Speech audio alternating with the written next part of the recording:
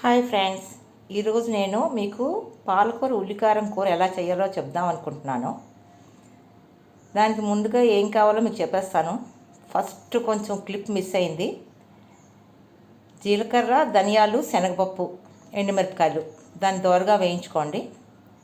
తర్వాత రెండు ఉల్లిపాయలు కట్ చేసుకొని వాటిని కూడా గోల్డెన్ రంగులో వచ్చే వరకు వేయించుకోండి.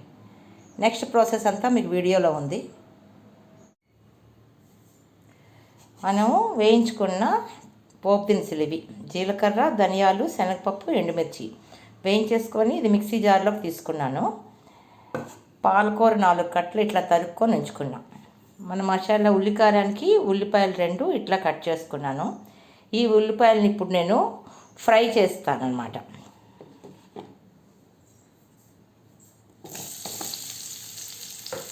ఈ ఉల్లిపాయలు కొంచెం మనకి గోల్డెన్ బ్రౌన్ కలర్ వచ్చే వరకు ఫ్రై చేసుకొని దాని తర్వాత మనం మిక్సీ పట్టుకోవాలి.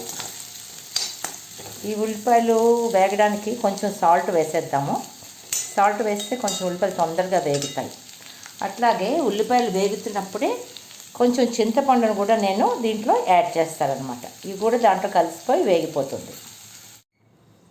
ఉల్లిపాయలు ఇట్లా గోల్డెన్ బ్రౌన్ కలర్లోకి వచ్చిన తర్వాత నేను మూకులోంచి తీసేసాను. ఇప్పుడు మనం ఇదే కడాయిలో కొంచెం నూనె వేసుకొని దాంట్లో పోపు దినుసులు వేసుకుందాం. జీలకర్ర, ఆవాలు, కొంచెం పచ్చిశనగపప్పు. ఇది కొంచెం దోరగా వేగిపోయిన తర్వాత మన పాలకూర నీళ్ళలో వేసేసి లైట్గా మనం ఫ్రై చేసుకోవాలి.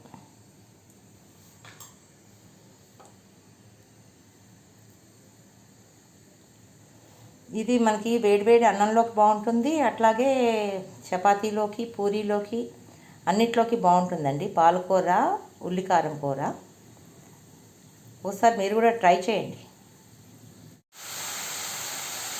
మనకి తాళింపు వేగిపోయిన తర్వాత నేను పాలకూరని ఇందులో వేసేసాను. ఇది పోపు అంతా కలిసేలా కలుపుకొని ఒక 2-3 నిమిషాలు మనం మగ్గనిచ్చుకుందాం.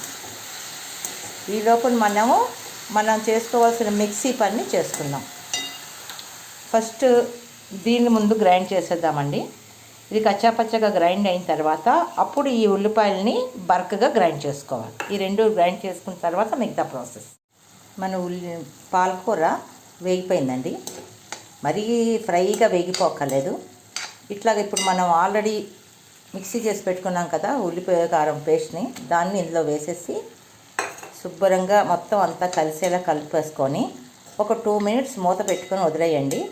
మనకి కర్రీ రెడీ అయిపోతుంది. చూసారు కదా ఎట్లా కలిపేస్తున్నాను నేను. మీరు కూడా ఇట్లా కలిపేసుకొని ఒక 2 మినిట్స్ మళ్ళీ మూత పెట్టి దాన్ని వదిలేయండి. మనకి కూర రెడీ అయిపోతుంది.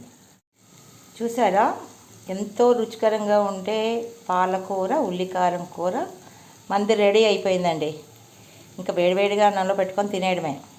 కావాలంటే చపాతీలోకి, పూరీలోకి కూడా దీన్ని వేసుకొని తినచ్చు. మీకు అందరికీ ఈ కూర నచ్చితే లైక్ చేయండి, సబ్స్క్రైబ్ చేయండి. మళ్ళీ ఇంకో కొత్త రెసిపీతో మీ ముందుకు వస్తుంది Sony's tasty food recipes. Bye bye.